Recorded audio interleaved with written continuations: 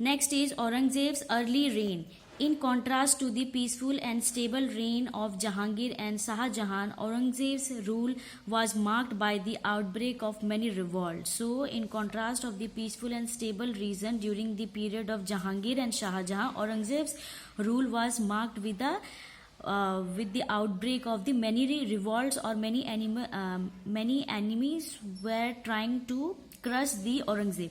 The two factors were mainly responsible for this: the vastness of the Mughal Empire with its remote frontier provinces. As the area of the Mughal Empire was very vast, it was very difficult for Aurangzeb to rule every part and to give importance to every part of the empire. So this was the one reason why there were many enemies who were revolting against Aurangzeb.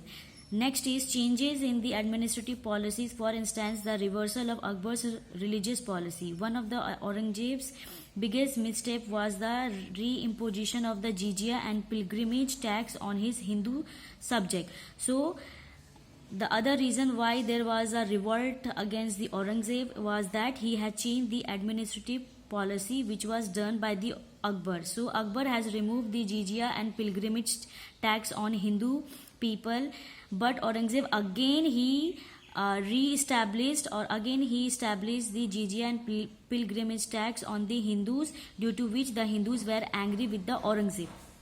He succeeded in crushing some of these uprisings, but a very heavy cost: the draining of the economic and military resources of the empire. So he was succeeded in crushing some of the uprising or enemies, but in order to suppress those enemies, he had required a lot amount of money, and due to which it finally drains out the economic situation of the Aurangzeb reign.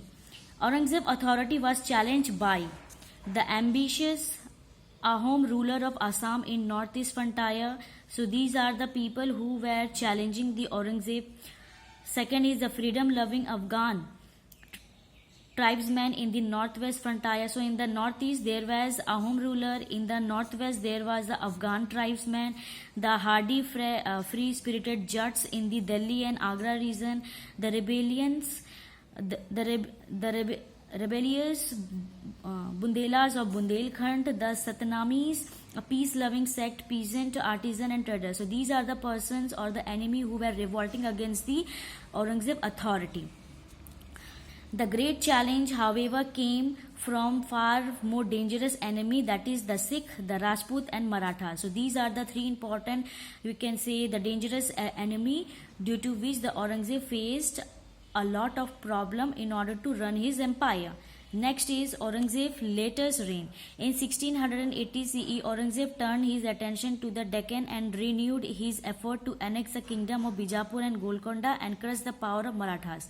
So in the year 1680 CE, Aurangzeb turned his attention to the Deccan areas, that means the northern part of India, and he, with his effort, he captured the kingdom of Bijapur and Golconda and crushed the power of Marathas in the Deccan. He marched to the Deccan in 1681 CE, where he spent the last 26 years of his reign. So he again marched towards the Deccan in 1681 CE, where he spent last 26 years of his reign. Thus began the second phase of Aurangzeb's long reign, which he spent fighting against the Marathas and the Sultanate of Bijapur and Golconda. He never returned to the north. So he, till his death, he stayed in the Deccan area, and he spent fighting against the Marathas and the Sultanates of Bijapur and Golconda, and he never returned to Deccan, or he never returned to northern part from Deccan. He was in the South Indian part in order to fight against the Marathas and the Sultanates of Bijapur and Golconda.